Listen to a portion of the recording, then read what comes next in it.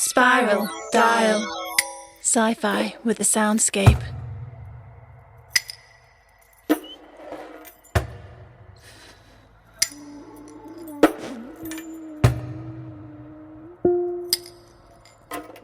She felt a great sense of dread. Nothing good had ever come from a highly polished shoe. Her army days had taught her that. The idea that polishing one's boots was a priority in a war zone had never sat well with her. The shoe lifted and placed itself between her handcuffed wrists. "Well, pull, won't you?" She lifted her gaze. Archie stood above her. He was clad in a smart black suit and black t-shirt. He looked aggressively clean, a sharp contrast to her bedraggled attire. Finn sat purring on his right shoulder. "Come on, darling. I haven't got all day. I'll give you a hand, but Finn has been quite starved of affection during our voyage." He continued to stroke the purring cat, who nuzzled at his ear. Jessica pursed her lips and pulled, dragging herself over the edge into a panting heap. "Get to moving. Michael and Ant aren't far behind me. Help me up," she said. "Never you mind about them," Archie said. "They won't give you any trouble now." For the first time, she saw that the entrance to the ladder had a cover. Archie flipped it over with one foot and bolted it shut. "There." He extended his hand to her and helped her off the floor before retracting it, shaking it out as if it had been contaminated. "Sorry, darling, but you do rather pong. I think a wash is in order. Follow me." "Any chance of uncuffing me?" He walked away from her. "Come along, we'll sort that out later."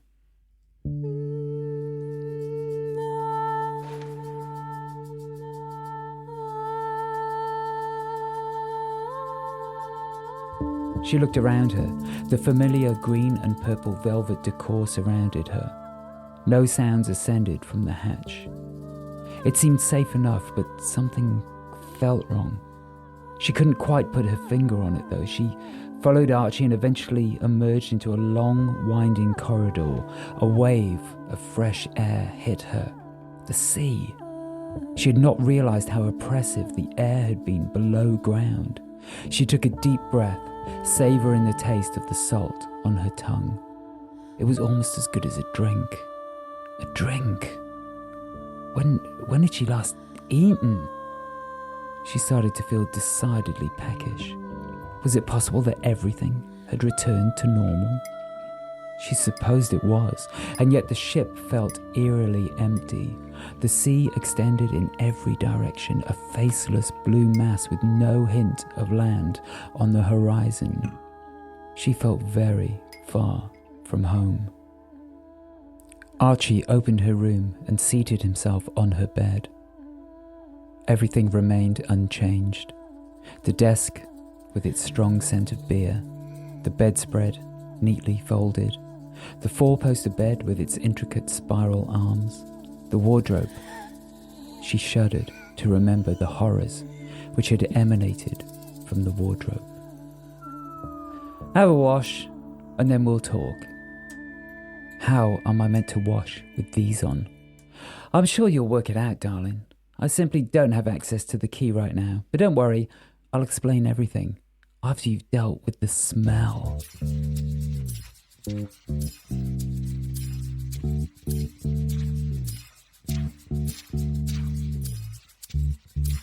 It was surprisingly difficult showering with her hands cuffed together. The sensation of the warm water on her skin more than made up for it. She was luxuriating in the strong jet of water, telling herself that it had all just been a bad dream, when a tingling sensation in her neck brought her back to reality. "Sister, do not trust the boy. He does not have our best interests at heart. He is one of the dust people." "Don't be silly, Pyro. He's been helping us." "Shh! Helping us? How is he helping us? You are still bound." Jessica pushed against her bonds. No matter how hard she tried, they would not budge. "I don't think he has a key, Pyro." Don't worry, I'm sure he'll tell us what's happening. Do you really think we can trust him? Jessica considered this. Archie's number one priority was very much himself, but she didn't see any advantage for him whatsoever in doing her down now. Ant and Michael were a much bigger danger to him than her.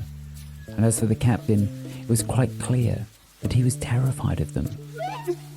She wasn't sure she could trust Archie, but she felt she could most definitely rely on him. Pyrope sighed. I see it is hopeless, sister. I can release your bonds, but it will come at a cost. What cost?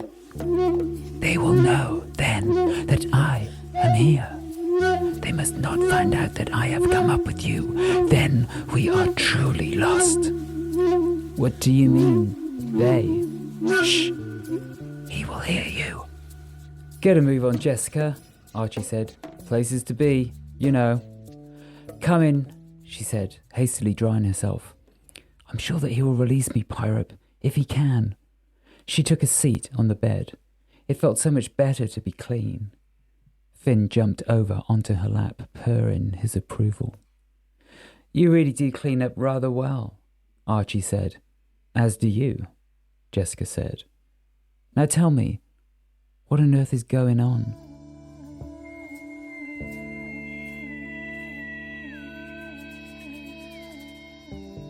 Where is Morven? Where are all of the passengers?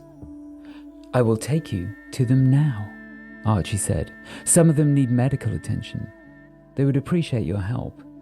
Of course, Jessica held out her hands. Release me and I'll get started at once. He stood and led the way out of the room and down the corridor, all the way to the medical centre. It felt calming to be performing such a familiar, routine action. The clinic was exactly as she had left it, spotlessly clean. No trace of any patients, just the way she liked it. Archie gestured for her to take a seat in the chair. Give me just a few seconds and I'll sort these handcuffs out for you. He turned and walked towards the wall beside the bed. Too late she realised what he was doing.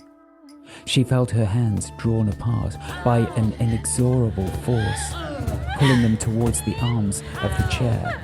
She was trapped, all four limbs immobilised, and no matter how she pushed and pulled, she could not escape. The bonds only drew her tighter. I told you so, sister! Pyrope's whisper cut through her, but she dared not reply. Archie walked over and looked down into her eyes. Now, we can talk, he said.